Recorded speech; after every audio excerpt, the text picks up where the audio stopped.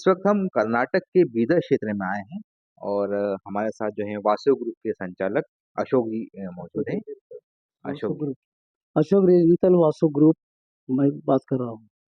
तो अशोक जी से हमें जानेंगे कि तुअर की क्या स्थिति है वर्तमान में बीदर, कर्नाटक और देश में?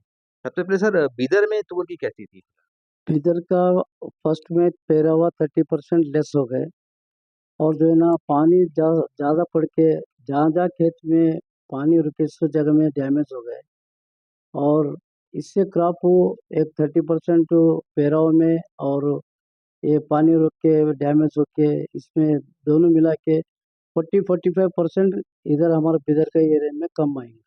जी, मतलब जो पहले तो है बोवनी ही जो सोइंग है आपकी कम हुई थी और उसके बाद फिर बारिश से नुकसान हो गया, तो ओवरऑल जो है 30 से 35% का नुकसान आप तुअर में बताया जा रहा है। तो सर इसका कीमतों पे क्या असर होगा?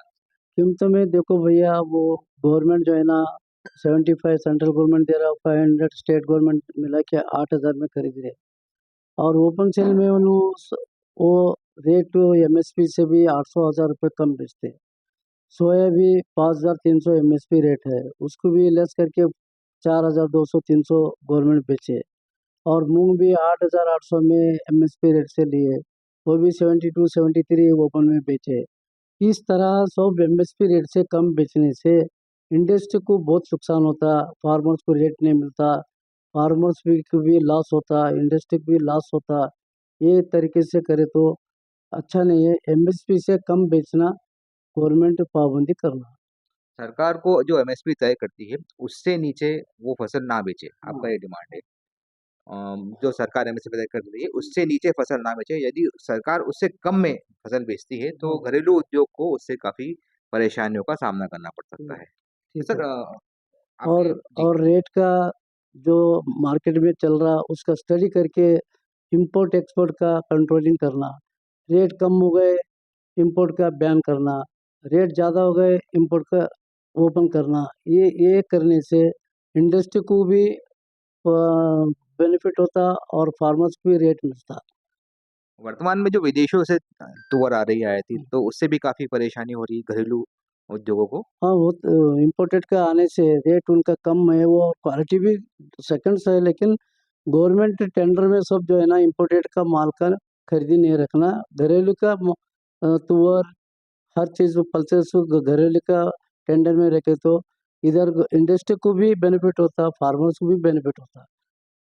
सरकार को जो खरीदारी करती है, सरकार उसमें घरेलू उद्योगों को बढ़ावा देना चाहिए, बजाय विदेशी से तुअर आयातित करने के। तो सर आपके कर्नाटक, बीदर, गुलबर्गा, तो हम बीदर की बात करते हैं। बीदर में कितनी दाल इंडस्ट्री होगी, दाल मिल? इधर में 20-21 मिल्स है, जी, लेकिन ये सब ड्रॉबैक से अब खाली 8-9 दाल मिल चल रहा है, 50% चल रहे, मतलब 50% 50% दाल मिल बीदर के क्षेत्र की बंद हो चुकी है। बंद। तो क्या कारण रहा है इसका बंद होने का? यही है एमएसपी रेट कम से बेचना, और जो है ना डैमेज हो गए, और ये रेट का स्टेबल नहीं मिलना, हर और गवर्नमेंट टेंडर सब वो इम्पोर्टेड का कर रहे हैं, घरेलू का परचेज नहीं कर रहे, इससे भी अपन को बेनिफिट नहीं मिलता। ऐसा कई कारण है, जी, इसलिए जो है ना मेन बोल तो एमएसपी से कम बेचे तो इंडस्ट्री रहता ही नहीं। राइट, ओके, जी। गुलबर्गा क्षेत्र में भी काफ़ी इंडस्ट्री गुल बंद हो चुकी है। गुलबर्ग में नियर अबाउट 140 दाल मिल है। जी, वहाँ पर आज जस्ट चल रहा हो 35-40 मिल्स। जी, 100 जो है ना क्लोज़ है। Reason of the undercut MSP बेचने का, और जो है ना इम्पोर्टेड का कर लेने से, और रेट का स्टेबल देख के इम्पोर्ट एक्सपोर्ट का बैन और ओपन करने का जी, ध्यान रखना। जी। उससे फैक्ट्री वालों को भी प्रॉफ़िट होता, और फार्मर्स को भी रेट मिलता। सर एक सवाल ये है कि जो तुअर यहाँ उत्पादित होती है, तो लोकल स्तर पे प्रोसेस्ड होती है कि आप अन्य राज्यों में भी उसको सप्लाई होती है यहाँ से? नहीं, लोकल भी सप्लाई होता, अन्य राज्यों भी होता। अन्य राज्यों में होता है हाँ, और एक्सपोर्ट भी यहाँ से काफ़ी होता होगा फिर? एक्सपोर्ट तो इधर कम है, जी। क्या बोलते हैं इम्पोर्ट का माल ही जो कम रेट में इधर आ रहा है, हुँ, इसलिए एक्सपोर्ट की दर कम है। ओके। तो सर अभी वर्तमान स्तर से तुअर के रेट जो हैं, उसमें कितनी बढ़ोतरी देख रहे हैं आने वाले दिनों एमएसपी रेट अगर ओपन करके गवर्नमेंट खरीदा तो 8,000 के ऊपर और चलेगा, मगर अन सीजन में वो लोग अंडरकट नहीं बेचना साहब, इससे इंडस्ट्री को लॉस होता है। ओके। नहीं वर्तमान में ऐसे तुअर के भाव 7,000 क्या चल रहे हैं सर?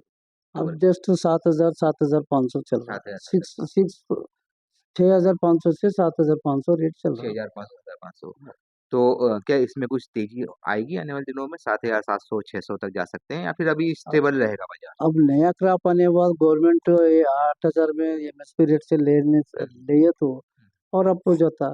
ओके। तो नया क्रॉप कब तक बाजार में आ जाएगा?